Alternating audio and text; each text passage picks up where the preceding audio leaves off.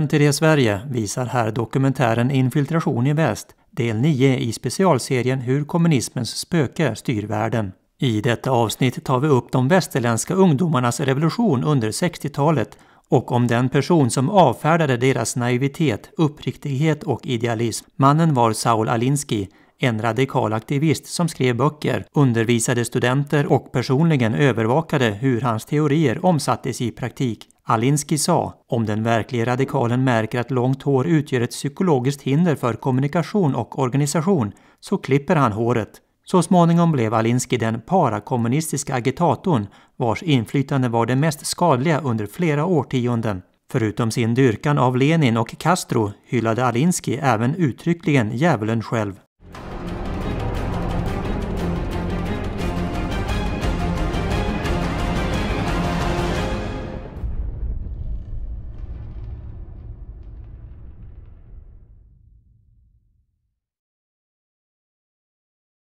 Six, the new Marxists who worship Satan. When the street revolution of Western youths was in full swing in the 1960s, there was one who dismissed their naivety, sincerity, and idealism. Quote, "If the real radical finds that having long hair sets up psychological barriers to communication and organization, he cuts his hair," he said. The man was Saul Alinsky, a radical activist who wrote books, taught students, and personally oversaw the implementation of his theories, eventually becoming the para-communist agitator with the most menacing influence for decades. Aside from his worship of Lenin and Castro, Alinsky also explicitly praised the devil himself. In his book, Rules for Radicals, one of the epigraphs says, quote, "Lest we forget at least an over-the-shoulder acknowledgement of the very first radical, from all our legends, mythology, and history, and who is to know where mythology leaves off and history begins, or which is which, the first radical known to man, who rebelled against the establishment, and did it so effectively that he at least won his own kingdom, Lucifer." The reason Alinsky is best termed a para-communist is that, unlike the old left, political leftists, of the 1930s, and the new left, cultural leftists, of the 1960s, Alinsky refused to affirmatively describe his political ideals. His overall view was that the world has the haves, the have-a-little-want-mores, and the have-nots. He called upon the have-nots to rebel against the haves by any means and to seize wealth and power in order to achieve a completely, quote, equal society. He sought to seize power through any means, while at the same time destroying the existing social system. He has been called the Lenin of the post-communist left and its Sun Tzu. In Rules for Radicals, published in 1971, Alinsky systematically set forth his theory and methods of community organizing. These rules include, quote, "A tactic that drags on too long becomes a drag, keep the pressure on, the threat is usually more terrifying than the thing itself, ridicule is man's most potent weapon, and pick the target, freeze it, personalize it, and polarize it." The essence of his rules was about using immoral means to achieve his goals and gain power. The nature of Alinsky's seemingly dry rules for community organization becomes clear when they are applied in the real world. When the Vietnam War was still in progress in 1972, George H.W. Bush, then U.S. Ambassador to the United Nations, gave a speech at Tulane University.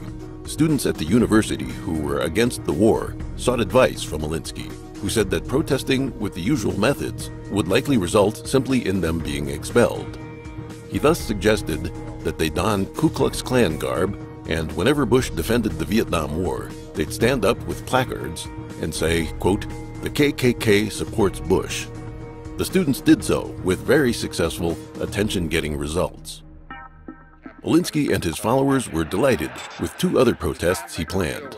In 1964, in negotiations with Chicago city authorities, Alinsky concocted the plan of organizing 2,500 activists to occupy the toilets in Chicago's O'Hare International Airport, one of the busiest in the world, to force its operations to grind to a halt.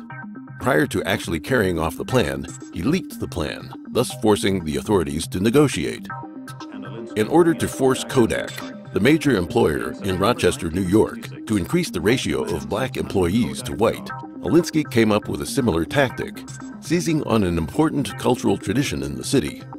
An upcoming performance of the Rochester Philharmonic Orchestra, Alinsky planned to purchase hundreds of tickets for his activists and feed them baked beans beforehand, so they could fill the theater and ruin the performance with flatulence.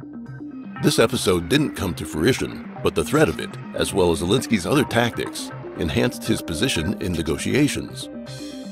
Alinsky's book leaves the impression of a sinister, cold, and calculating individual. His use of community organizing was really a form of gradual revolution. The differences between Alinsky and his forerunners were several.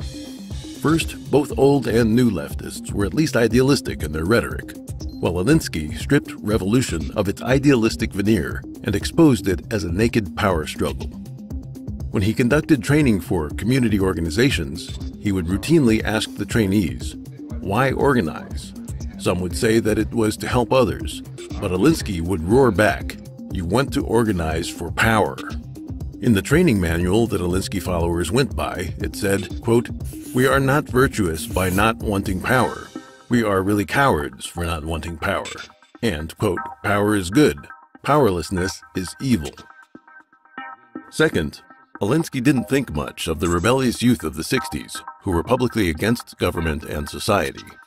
He stressed that whenever possible, one should enter the system while biding time for opportunities to subvert it from within. Third, Alinsky's ultimate goal was to subvert and destroy, not to benefit any group. Thus, in implementing his plan, it was necessary to conceal the real purpose with localized or staged goals that were seemingly reasonable or harmless by themselves, to mobilize large crowds to action. When people were accustomed to being mobilized, it was relatively easy to mobilize them to act toward more radical goals. In Rules for Radicals, Alinsky said, "Any revolutionary change must be preceded by a passive, affirmative, non-challenging attitude toward change among the mass of our people. Remember, once you organize people around something that's commonly agreed upon as pollution, then an organized people is on the move. From there, it's a short and natural step to political pollution, to Pentagon pollution." A leader from Students for a Democratic Society, who was deeply influenced by Alinsky, nailed the essence of radicalizing protests. Quote, "The issue is never the issue. The issue is always the revolution."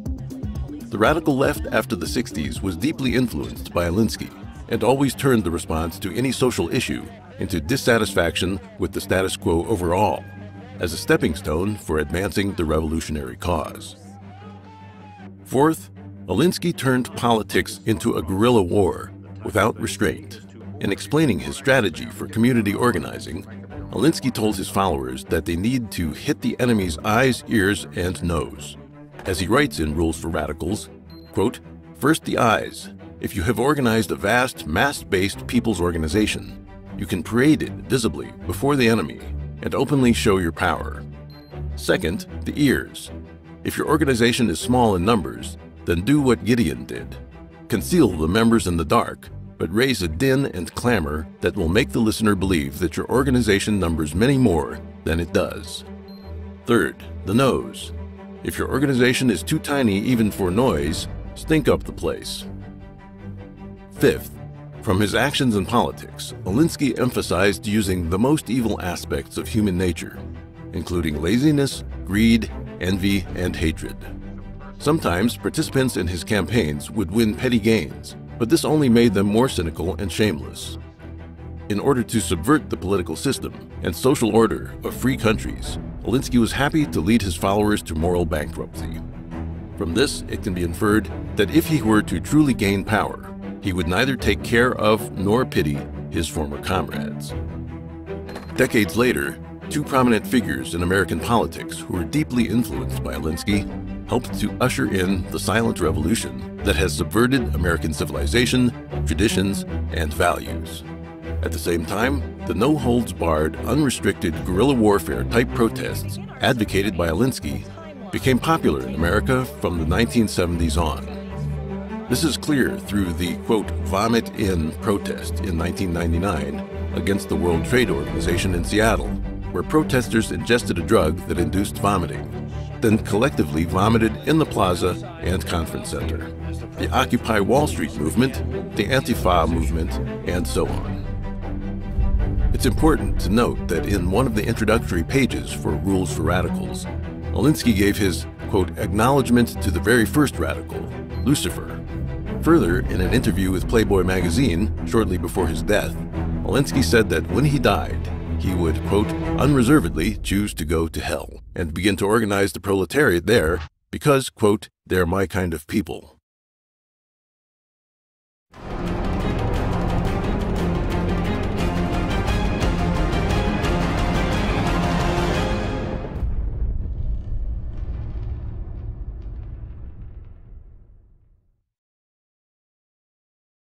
Seven, the left's long march through the institutions.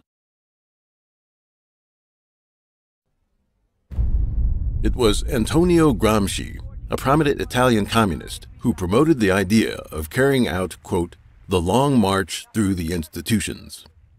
He found that it's difficult to incite people with faith to initiate a revolution to overthrow a legitimate government, and so in order to bring about a revolution, communists rely on a large number of foot soldiers who share their dark vision of morality, faith, and traditions.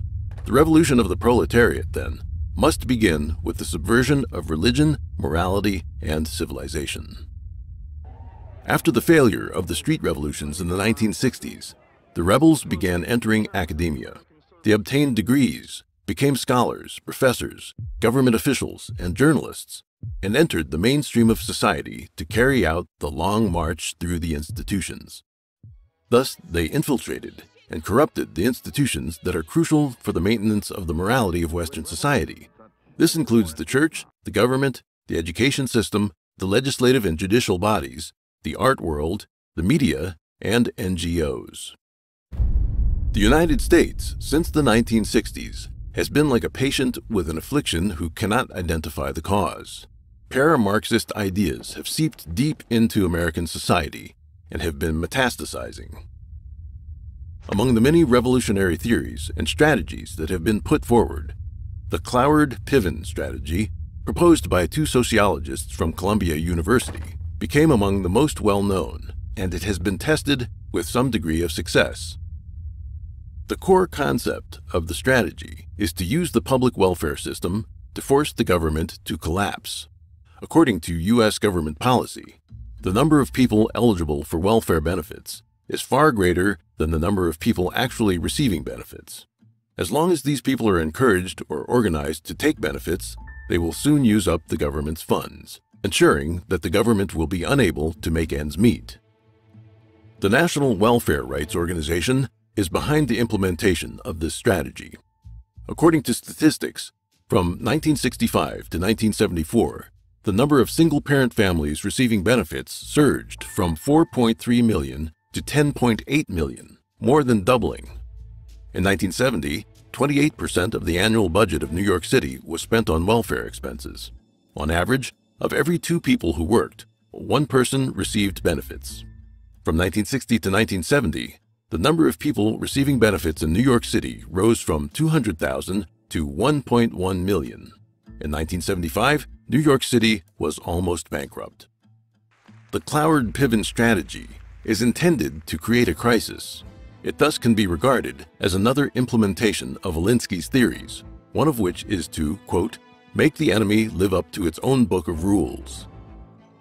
Since the Bolshevik Revolution led by Lenin, the Communist Party has been good at intrigue and scheming. With a very small number of people, it created powerful revolutions and crises that could then be taken advantage of.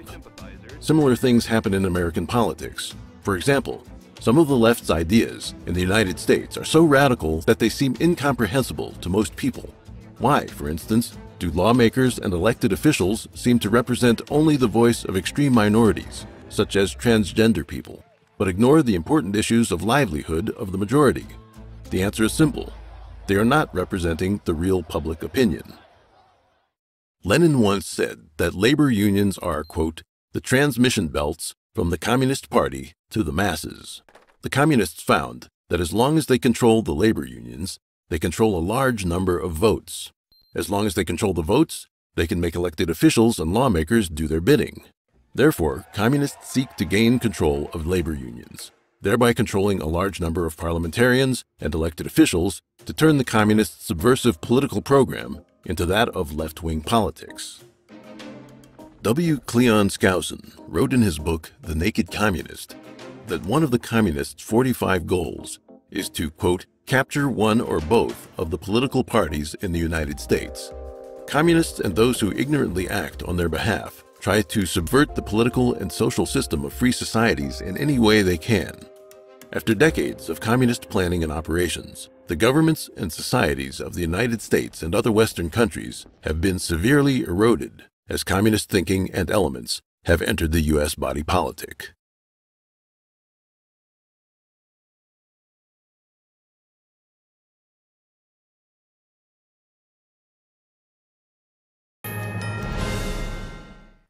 An inclusive recruiting framework or a race-baiting ideology. A House committee today delving into the practices of DEI initiatives in American education. NTD's Sam Wong has more. It's a philosophical roots nourished in the seedbed of Marxism. DEI states that our surrounding social construct determines our destiny. Not effort, tenacity, grit, dreams, or character, but instead our ancestry, history, and color. A Wednesday hearing at the House Subcommittee on Higher Education and Workforce Development examined the implications of diversity, equity, and inclusion programs, otherwise known as DEI. Supporters suggested that opposition to DEI is politically motivated. Politicized attacks on DEI are largely informed by anecdotes and small numbers of reported wrongdoings on a relatively tiny number of campuses.